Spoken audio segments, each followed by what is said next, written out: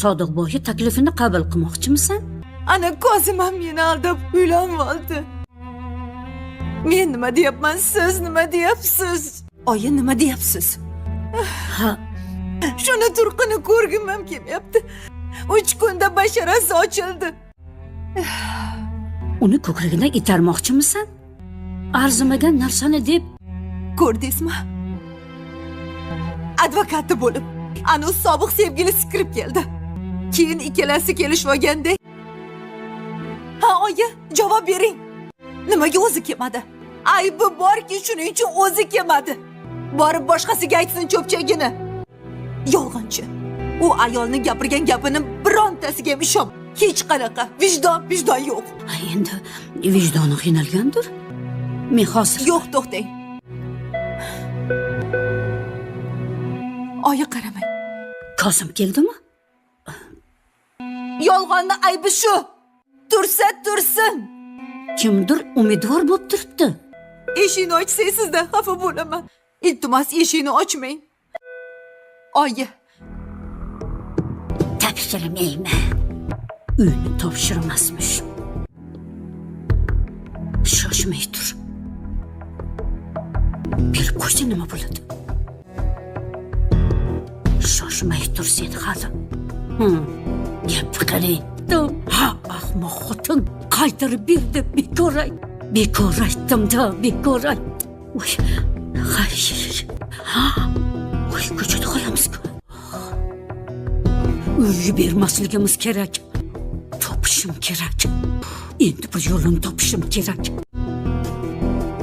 Oyi. Manzura, yur birga ovqatlanamiz. Men sizlar bilan ovqatlanmayman. Ertalabdan bir ish narsa yeganing yo'q-ku, qizim. Oyi, meni qornim to'q. Ona bora gaplashib, ovqatlanamiz. Bunaqa qilma, qizim. Nega meni o'ylab qoldingiz? Tinchlikmi? To'qmi? Qiziqmagan bu. Meni qornim ochmi? Shu paytgacha hech kim Ha, tinchlik. meni avaramoqchimisiz? Devor olaman deganimga maqsadga o'ting, oyi. Yo'q, bolam, nimalar deyapsan? Shunga nima deysan? Ukang senga alohida uy olib bersa, haligi ku odamni isnodga qoldirma, bolam. Mahallani oldida bunaqa ish qilishing, chunki qarindosh urug'. Uyatmi? Men haqqimni talab qilsam, opa o'rnida ko'rmasa uyatmas-u. Ukam meni Alohida yashaganingga nima yetsin? Unaqa demoqchi emasman. hech qaysinglar ko'rgili kelmayapti. Bu devor olganingdan ko'ra yaxshi-ku.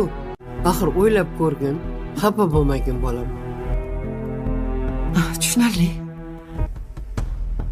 Uyni men o'zim tanlayman. Olib bersin, faqat. Mayli. O'zing onasan. Onalar, endi bolam, aytganingdek qilaman. Bo'lmasa kerak emas. Menga yoqsa olamiz. Bolalar orasida doim ko'prik bo'lib yurishadi. Yur qizim. To'g'ri tushungin meni. Yura qol.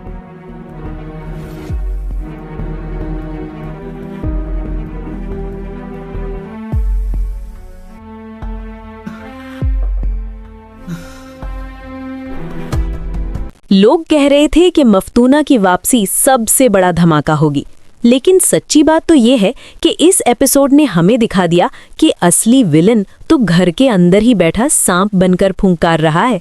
यानी सीरियसली, क्या आपने नोएमा के चेहरे के वो एक्सप्रेशंस देखे जब उसे हॉस्पिटल में अपने बाप की फिक्र करने के बजाय इस बात की टेंशन थी कि बैंक अकाउंट की डिटेल्स किसके पास है?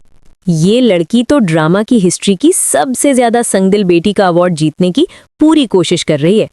एक तरफ बाप जिंदगी और मौत की जंग लड़ रहा है और दूसरी तरफ ये मोहतरमा ऐसे घूम रही है जैसे किसी शॉपिंग मॉल में सेल लगी हो। क्या उसे वाकई लगता है कि उसकी ये चालाकियां किसी की नज़र में नहीं आ रही, या फिर उसे ये गलतफहमी हो गई है कि हर कोई उसकी तरह अंधा हो चुका है? सबसे ज्यादा हैरत तो इस बात पर होती है कि उसे जरा भी शर्म महसूस नहीं होती जब वो दूसरों पर उंगलियां उठाती है, जबकि उसका अपना दामन दागों से भरा पड़ा है। हमने बहुत से ड्रामाज में लालची किरदार देखे हैं, लेकिन नोएमा ने तो लालच की एक नई डेफिनेशन लिख दी है। वो जिस तरह से डॉक्टर से बात कर रही थी और जिस तरह से वो अपने बहन भाइयों को नीचा दिखाने की कोशिश कर रही है, उससे तो यही लगता है कि उसका मकसद सिर्फ और सिर्फ दौलत समेटना है। लेकिन ठहरिए, क्या नोएमा इतनी ही होशियार है जितनी वो खुद को समझती है? क्योंकि हम सब जानते हैं कि जब इंसान गुरूर में अंधा हो जाता है तो वो वहीं गलती करता है जहां उसे सबसे ज्यादा यकीन होता है। मफ्तूना का वो मिस्टीरियस अंदाज और उसका खामोशी से सब कुछ देखना किसी बड़े तूफान का इशारा लग रहा है। नोएमा को लग रहा है कि उसने सबको अपनी मुट्ठी में कर लिया है, लेकिन उसे ये नहीं मालूम कि सच्चाई के पत्ते अब खुलना शुरू हुए हैं। क्या वो वाकई ये समझती है कि इन जाली सिग्नेचर्स और झूठे दावों के सहारे वो ये जंग जीत जाएगी, या फिर उसकी अपनी ही कोई करीबी चाल उसे मिट्टी में मिलाने वाली है? जिस तरह से इस एपिसोड में तनाव बढ़ा है, उससे एक बात तो साफ है कि अब कोई ना कोई ऐसा राज सामने आने वाला है जो नोएमा के पैरों तले से जमीन निकाल देगा। क्या वो इस आने वाले झटके के लिए तैयार है, या फिर उसे अंदाजा ही नहीं कि उसके सर पर तबाही की तलवार लटक रही है?